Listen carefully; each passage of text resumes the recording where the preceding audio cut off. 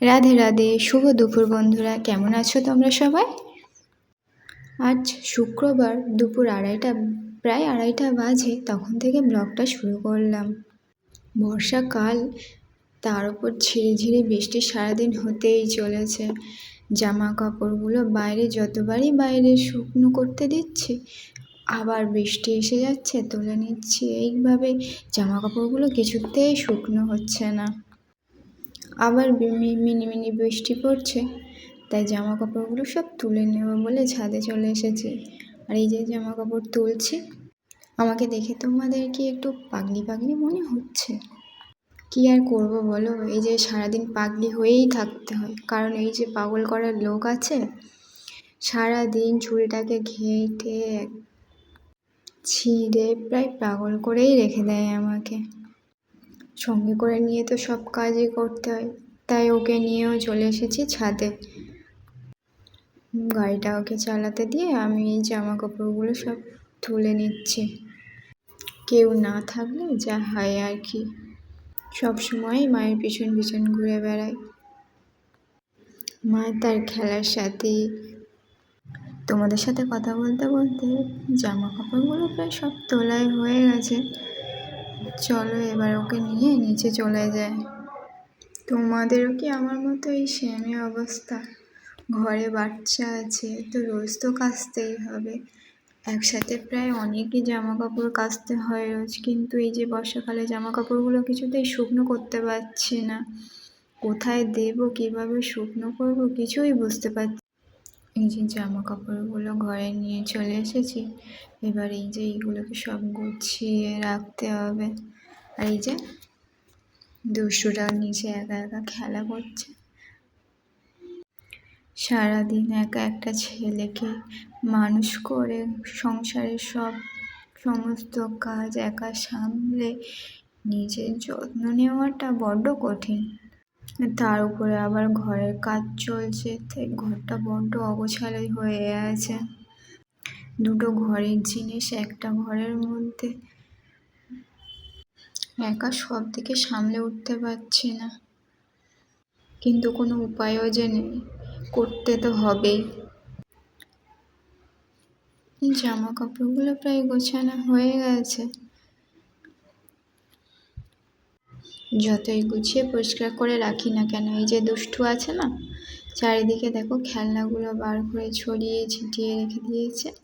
এবারে চলে এসছে মার হাতে হাতে কাজ করতে, কাঁথাটাকে ধরে ভাঁজ করছে আমার সাথে। মায়ের কাজে হেল্প করতে ওর ভালোই লাগে। ওই যে বলছিলাম না আমি একা, না সরি, এই যে আমার সঙ্গী আছে সাহায্য করার জন্য। কি তোমাদেরও লাগবে নাকি এইরকম একটা হেল্পার? জামা কাপড়গুলো সব গোছানো হয়ে গেছে, ঘরটা এবারে ঝাড় দেব। কিন্তু তারপরে মনে পড়লো যে সকালবেলা তো ছেলেটাকে ওষুধ খাওয়ানো হয়নি, তাই ওকে ওষুধটা দিয়ে দিচ্ছি। সকালবেলা খাওয়ার টিফিনের পরে ওষুধটা খেতে হয় ওকে, একসাথে 5টা ওষুধ খেতে হয়। কিন্তু ও ওষুধগুলো খাওয়ার সময় কোনো কান্না করে না, আর কোনো বায়নাও করে না।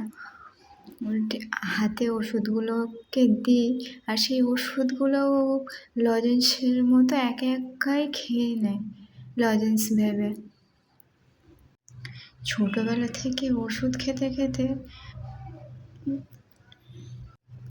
ওষুধটাকে একটা খাবার হিসেবেই ধরে নিয়েছে, যে ওষুধ খেতে না কোনোভাবে ভয় পায় আর না বায়না করে। ওষুধটাকে খাইয়ে দিয়েছে, জল একটু দিইনি, কারণ ওষুধটা ওর খেতে বাকি আছে। ওষুধটা সব কটা খেয়ে নিই, তারপর ওকে একটু জল দেব। ঘরটাকে ঝাড় দেওয়া হয়ে গেছে, এবারে চলে এলাম রান্নাঘরটাকে ঝাড় দিয়ে নেব। তারপরে ওই যে পাশের যে ঘরটায় কাজ হচ্ছে ওটা তোমাদেরকে দেখাবো। চলো, চারিদিকে রঙের বালতি, পুটির বস্তা চারিদিকে সব ছড়িয়ে আছে, কারণ ওই যে কাজ হচ্ছে না, ঘরে পুটির কাজ হচ্ছে। আচ্ছা, পুটি করার পরে ঘরটাকে কি সুন্দর লাগছে, তোমাদের কেমন লাগছে? সারাদিনে কাজ যেন শেষই হয় না। সকাল থেকে উঠে যেমনটা কাজ করতে হয়, বিকালেও তেমন। জামা কাপড় তুলে গুছিয়ে রেখে দিয়ে, ঝাঁট দিয়ে, থালা বাসন মাজা, জল তোলা, আর কত কি কাজ। তারপর ছেলের দেখাশোনা তো আছে। একা একা সারাদিন সব কাজ সামলে ছেলেকে দেখাশোনা, তার উপরে এই সংসারের সমস্ত কাজ। আজকে সকালবেলা খুব বৃষ্টি হচ্ছিল, তাই আর বাইরেটা ঝাড় দেওয়া হয়নি, তাই খুব নোংরা হয়ে আছে। তাই বিকালবেলা ঝাড় দিয়ে পুরো রাস্তাটাকে একটু পরিষ্কার করে এলাম। ঘরের সামনেই তো রাস্তা, প্রচুর লোকজন সারাদিনে যাওয়া আসা করে, তাই একটু বেশি ময়লা হয়। তারপরে গাছও। আচ্ছা, আমার ভিডিও যদি তোমাদের ভালো লাগে অবশ্যই সাবস্ক্রাইব করে পাশে থেকো, আর একটা লাইক কমেন্ট করে যেও।